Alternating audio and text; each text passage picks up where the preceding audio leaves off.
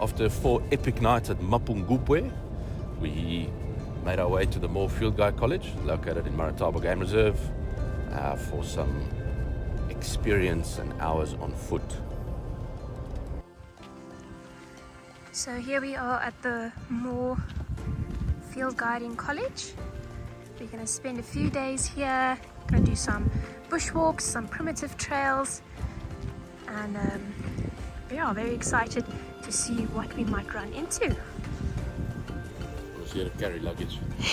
It's our accommodation for the next few nights. We haven't really planned exactly how long we're staying, but yeah, this is very, very nice. Nice little bathroom.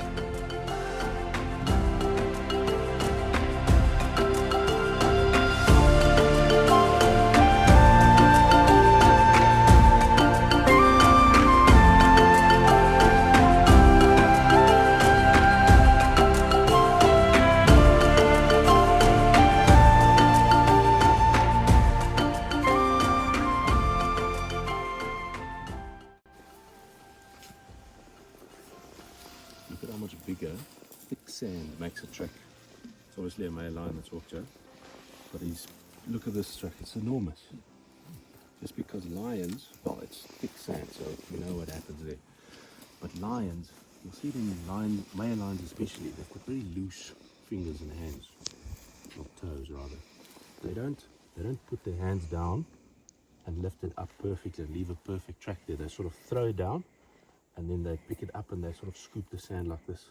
Next time you see a lion walk, or watch a YouTube video or whatever of a lion walking, you'll see they don't walk perfectly like a little female leopard. They just throw their hands there and then they, pick it up with attitude, I suppose.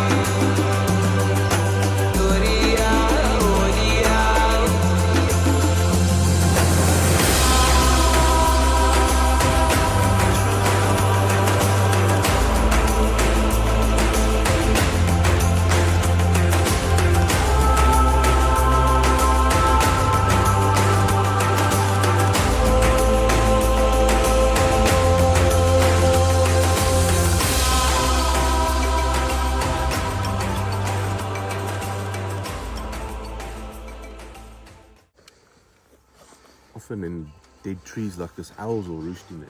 Well, there will be a number of things in there. But if you do find an owl roost, you'll see little skulls and bones around the base of the tree.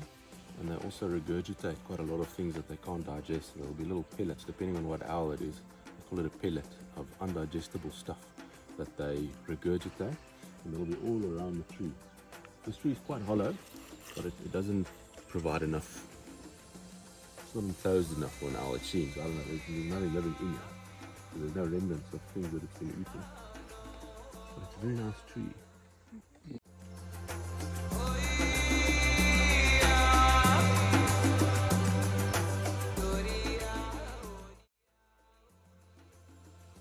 Badger. Yeah, it could be on a badger. Also, yeah. On a porcupine, you'll see on the top lobe, on the top thing, it's quite a split thing. So there's 3 very big lobes. It's very, very obvious. And at the bottom there's 2 lobes for a porcupine. For a honey badger there's only 1 lobe. And then obviously the claws and whatnot. And if you look at this honey badger, if we can find a track of it walking somewhere, the distance between the claws and the toes on the front foot especially is massive. It's like that far. The claws are like an inch long. It's ridiculous. Porcupine's much smaller than that. And often on the porcupine you'll see the quills also dragging over the tracks. I don't know what this badger was digging for.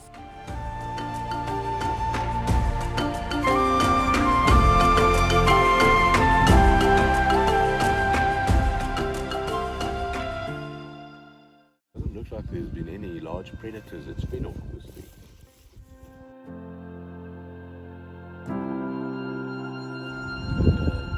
Part of the jewel beetle family. But it looks like he's covered in tiny hairs.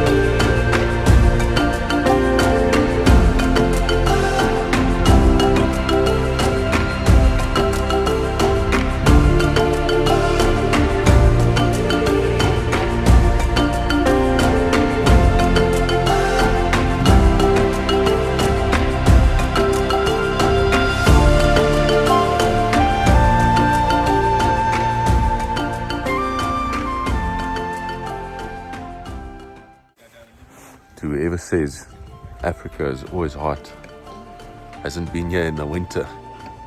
It's freezing this morning. We've got a nice walk planned. We just heard a lion roaring, so let's see what we can find.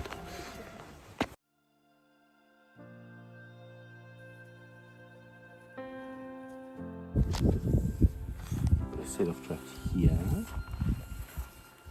and there's 2 more tracks over there. And when an animal is walking at a normal pace, a cat, like a lion or a leopard, the back foot is in the front and the front foot is in the back, and it's going that way. When it's walking quicker, it's taking bigger steps. So then these two will be further apart. The back foot will be further forward from the front foot. When it's walking slower, the back foot will be on top of or behind the front foot even. So these two get closer to one another, and the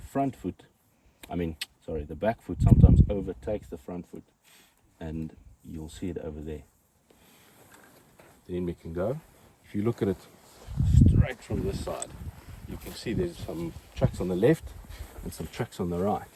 So just to exaggerate it, you can draw like an S-shaped line through it, and you can see there's a peak over here, here, and there.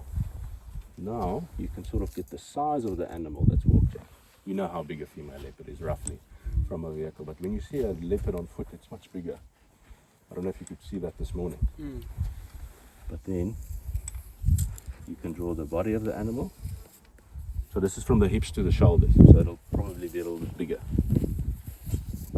You can draw the head, it's roughly that big, tail, and from the hips to the shoulders. So that's roughly the size of a female leopard, and there's female leopard tracks.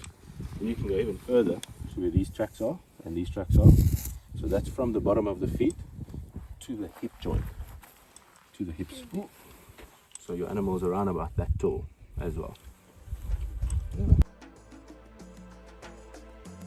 Right, so we're back on our way back home to Nelspruit. It's quite a long drive, but we'll get there in about 6.5, 7 hours.